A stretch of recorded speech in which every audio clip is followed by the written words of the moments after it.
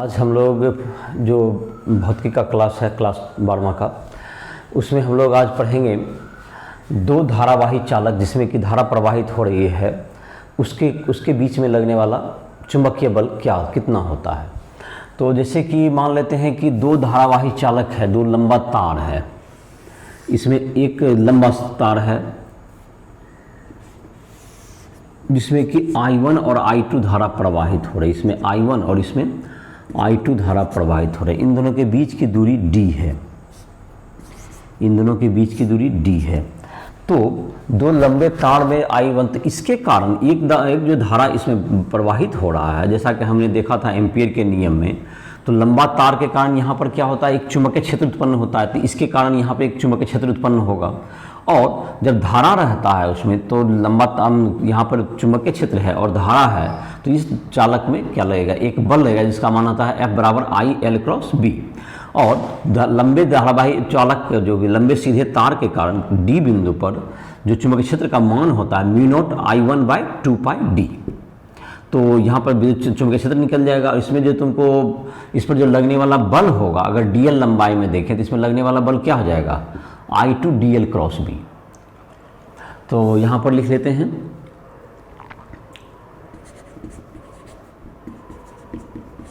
दो लंबे सीधे तार में I1 तथा I2 धारा प्रवाहित हो रही है, जिनके बीच की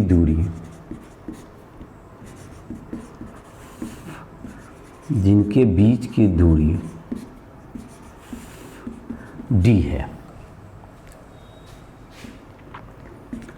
I1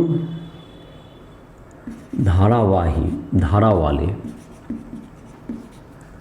लंबे सीधे तार के कारण, लंबे सीधे तार के कारण चुंबकीय क्षेत्र B बराबर mu naught I1 by 2 pi D। B का मान इतना हो जाएगा, B का मान हो गया mu naught I1 by 2 pi D। I2 धारा वाले चालक के DL लंबाई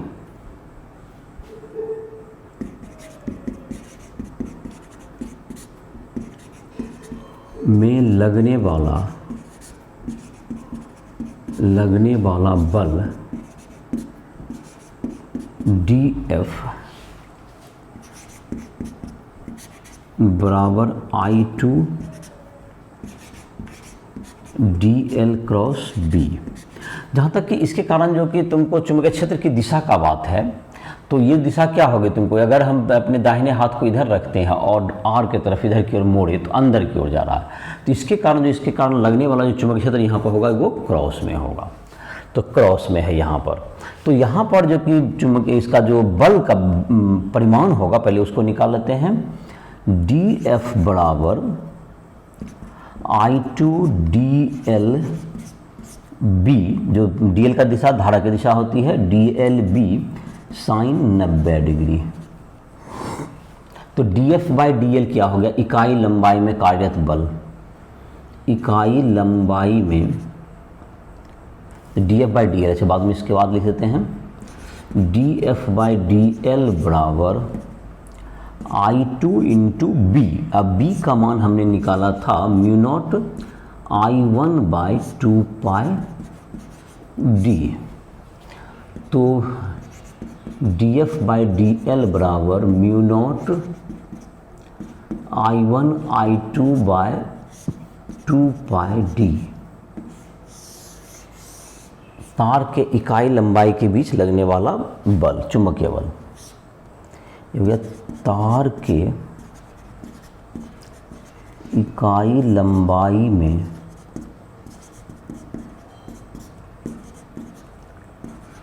लगने वाला चुंबकीय बल, लगने वाला चुंबकीय बल कितना होगा, D F by D L बराबर mu naught I one I two by 2 pi D. तो ये तुम्हारा हो गया इसका बल का मान हो गया। तो इकाई लंबाई में लगने वाला चुंबकीय बल कितना हो गया। और इसकी दिशा की जहाँ तक बात है तो देख लेते हैं बल का दिशा क्या होगा।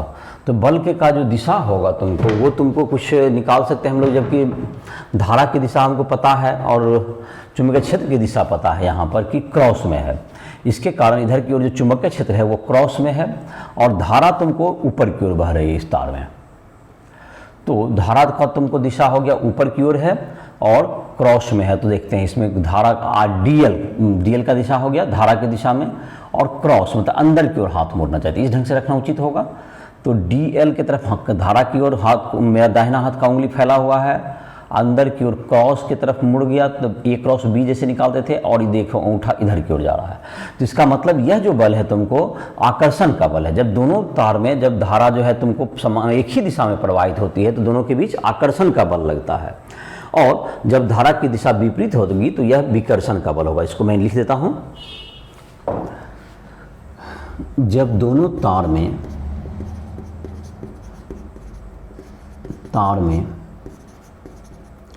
धारा की दिशा समान हो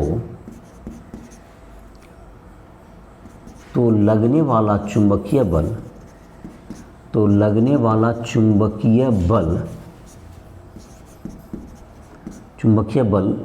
क्या चीज का होगा, आकर्षण बल एवं विपरीत धारा में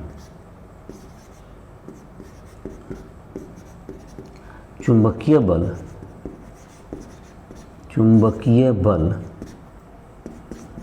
विकर्षण बल होता है। तो ये जो तुमको हो गया ये विकर्षण बल हो जाएगा। तो D F by D L का मान क्या हो जाएगा तुमको, एक जबकि आकर्षण बल होगा, जबकि दोनों में दिशा एक ही होगी तो ये आकर्षण बल लगेगा, जब दोनों में विपरीत होगी तो वह विकर्षण का बल होगा। तो ये तुम्हारा हो गया आकर्षण और विकर्षण का बल। तो ये तुमको आकर्षण का बल होगा जब दोनों में धारा की दिशा एक ही होगी, और जब धारा की दिशा दोनों में विपरीत होगी तो वो विकर्षण का बल होगा। और बल का मान कितना होगा, इकाई लंबाई में लगने वाला बल mu naught I1 I2 by 2D, mu naught I1 I2 by 2 pi D, mu naught I1 I2 by 2 pi D. तो ये तुम्हारा बल का मान हो गया। इकाई लंबाई में धारावाही चालक के बीच में लगने वाला बल का मान कितना हो गया, मी नॉट I1 I2 by 2 pi D. तो अब जैसे कि दो धारा, जैसे कि तुम देखते हो कि बिजली के दो तार एक दूसरे से क्या होते हैं, कुछ दूरी पर अलग अलग उसमें धारा प्रवाहित होती रहती है, तो उसके बीच भी एक बल कार्य करेगा, जिसको हम लोग क्या कहेंगे, इस बल का मतलब बल, यह जो बल होगा तुमको आकर्षण या विकर्षण का जो हॉरिजॉन्टल रहेगा। तो जब हम लोग उसको जब हम लोग कसते हैं किसी क्लैंप में, तो ये भी ध्यान रखना पड़ता है कितना उसमें बल लगाने की ज़रूरत है, जिससे कि इस चुंबकीय बल को भी, गुरुत्वाकर्षण बल के साथ साथ चुंबकीय बल भी उस पर लग रहा है, इसको भी ध्यान में रखते हुए उसको टाइट करना पड़ता है। तो अभी अगर हम लोग एक चीज़ इसके आधार पर एक चीज़ देखें, तो जो एसआई मात्रक हम लोग को, एसआई मात्रक 7 एसआई मात्रक लिए गए हैं, जिसमें से एक मात्रक है हम लोग का विद्युत धारा, और विद्युत एक एसआई जो मात्रक लिया गया विद्युत धारा का मात्रक एम्पियर को लिया गया है, दैट इज 7 जो कि तुमको बेसिक मतलब कि फंडामेंटल यूनिट लिए गए हैं मूल मात्रक एसआई पद्धति में, उसमें एक मात्रक है एम्पियर विद्युत धारा का एसआई मात्रक। तो उसको कैसे परिभाषित करेंगे इस सूत्र के आधार पर, तो एम्पियर की परिभाषा लिखते हैं यहाँ पर, देखो एम्पियर की परिभाषा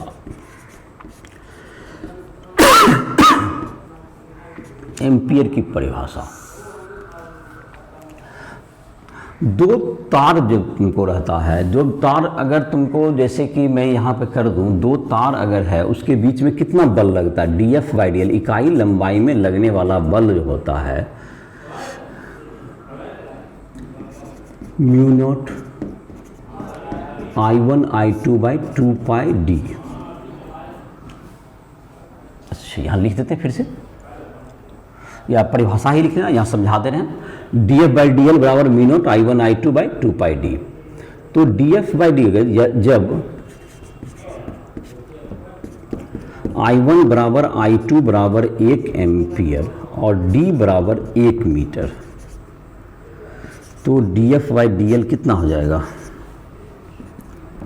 4 पाई इंटू 10⁻⁷ गुना 1 गुना 1/1 बराबर 4 पाई गुना 10⁻⁷ न्यूटन प्रति मीटर।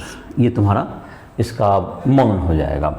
तो इसका अर्थ ये हुआ कि जब दो तार एक दूसरे से इकाई दो लंबे सीधे तार जो पतला हो, इसका अनुप्रस्थ काट क्या होना चाहिए, पतला होना चाहिए। जब दोनों में एक एक एम्पियर की धारा प्रवाहित हो, जब दोनों में समान धारा प्रवाहित हो और दोनों के बीच की दूरी अगर क्या हो 1 मीटर रखी जाए और उसके बीच में अगर बल लगता हो, दो सीधे लंबे सीधे तार जिनके अनुप्रस्थ काट का क्षेत्रफल कम हो, मैं लिख देता हूं परिभाषा। एम्पियर की क्या परिभाषा, दो लंबे पतले अनुप्रस्थ काट वाले, लंबे पतले अनुप्रस्थ काट वाले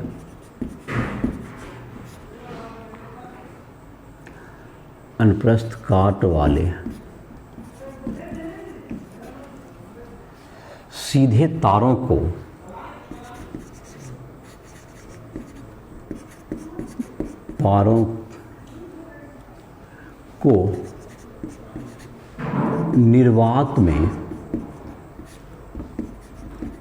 निर्वात में एक दूसरे से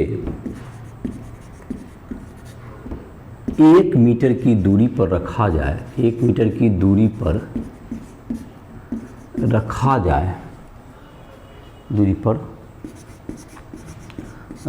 जाए तथा उसके इकाई लंबाई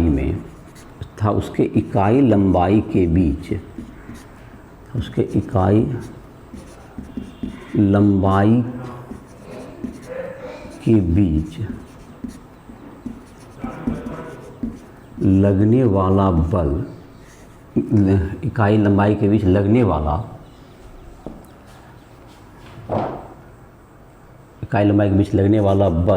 वाला चुंबकीय बल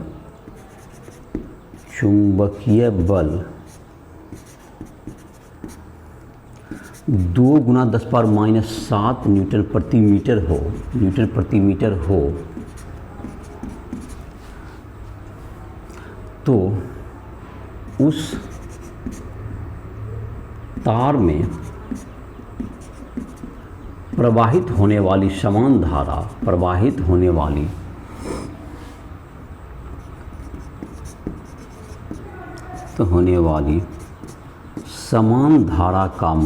समान धारा का मान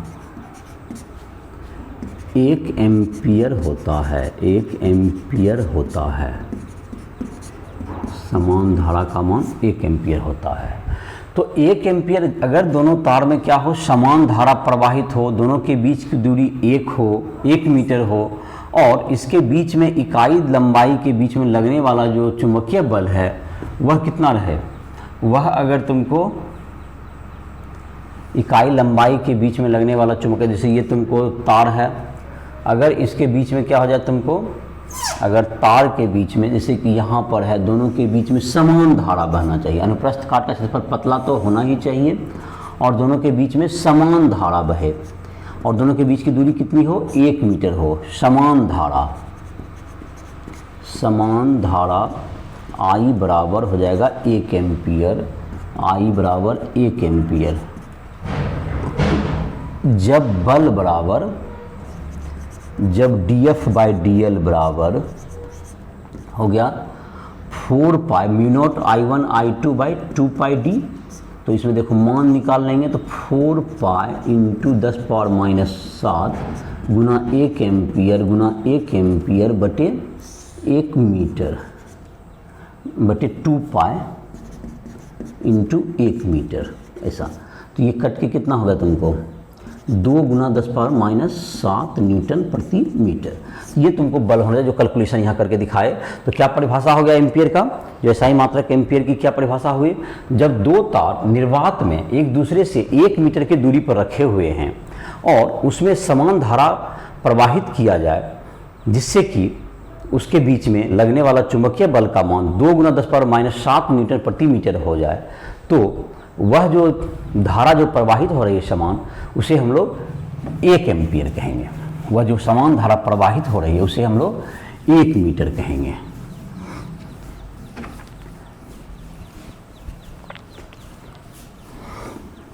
तो समान धारा जो प्रवाहित होगी उसे हम लोग 1 मीटर कहते हैं, जो समान 1 एम्पियर कहेंगे। तो इस प्रकार से क्या निकल गया तुम्हें, ये धारा का मान निकल गया। अब चुंबकीय क्षेत्र धारा जो तुमको है, अगर बल लगता है 2 गुना 10⁻⁷ न्यूटन प्रति मीटर, तो उसमें जो लगने वाला जो चुंबकीय बल का मान 2 गुना 10⁻⁷ मीटर है और 1 मीटर दूरी पर हवा में पृथक किया हुआ है, बहुत लंबे सीधे तार हैं, दोनों पतले तार हैं, तो उसमें 1 एम्पियर की समान धारा प्रवाहित हो रही है अगर धारा का मान समान है।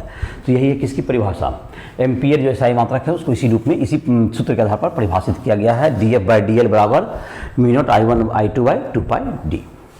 अब हम लोग देखते हैं, एक तुमको NCERT का उदाहरण दिया हुआ है तुम्हारे किताब में, NCERT उदाहरण 5.10 है, जहाँ तक मुझे याद है 10 है। इसके बाद जो दिया हुआ क्वेश्चन है देख लोगे किताब में, उसमें है तुमको, उसमें दिया हुआ है कि एक तार में, एक लंबा तार है, उसमें तुमको 1 एम्पियर की धारा प्रवाहित हो रही है और चुंबकीय क्षेत्र जो पृथ्वी का है वह तुमको, पृथ्वी का जो चुंबकीय क्षेत्र है उस स्थान पर 3 गुना 10⁻⁵ टेस्ला है दक्षिण से उत्तर की ओर, दक्षिण से उत्तर की ओर, दक्षिण से उत्तर की ओर, और धारा बराबर 1 एम्पियर, धारा 1 एम्पियर।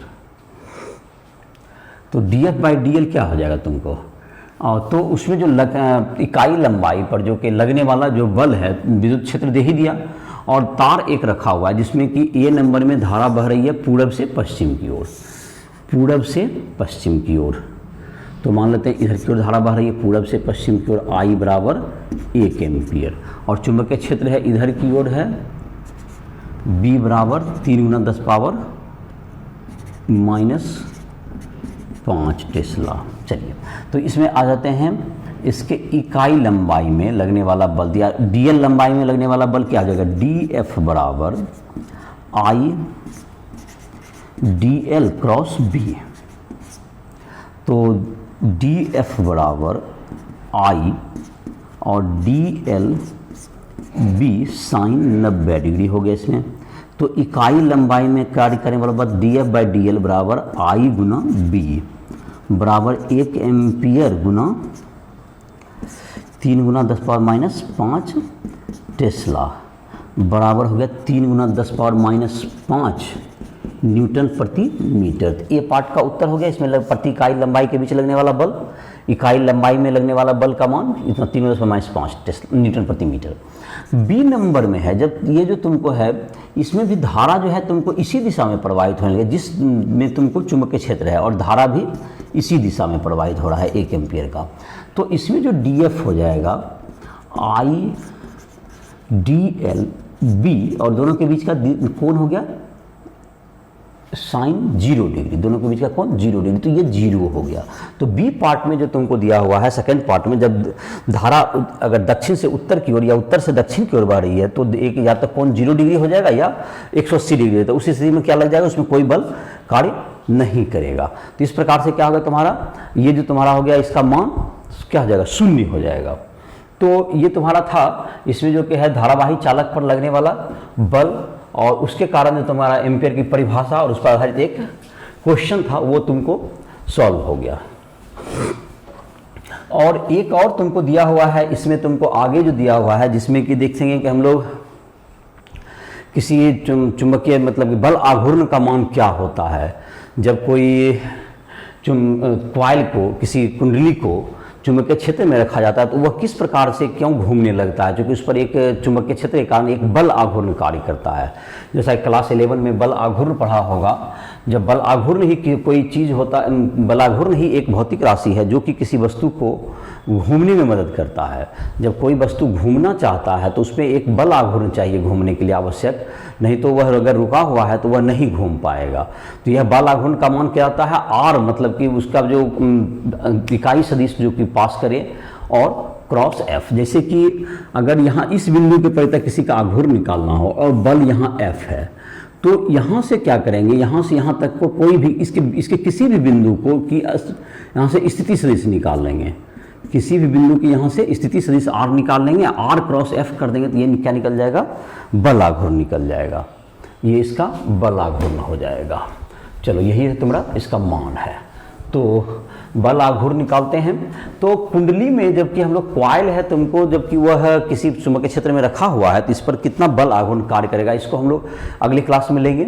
इसमें तुमको जहाँ तक कि जो क्वेश्चन है तुम्हारा वो भी बता दिए। जो भी तुमको क्वेश्चन वगैरह बनाते होगे, न्यूमेरिकल बनाने में दिक्कत हो रही है या किसी चीज़ को समझने में, फिजिक्स में हो, केमिस्ट्री हो, मैथ हो, तो उसके लिए तुम राइशोरल ऐप को प्ले स्टोर से डाउनलोड करके हमसे संपर्क कर सकते हो। जो भी तुमको दिक्कत होगी उसका समाधान किया जाएगा।